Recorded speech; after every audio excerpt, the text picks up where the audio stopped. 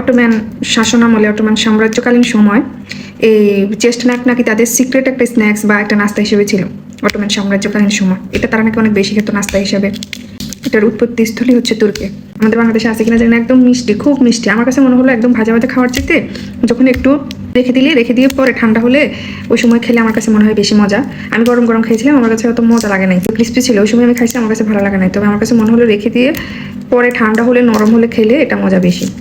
তো অটোম্যান সাম্রাজ্যকালীন সময়ের একটা নাস্তা খাচ্ছি এখন।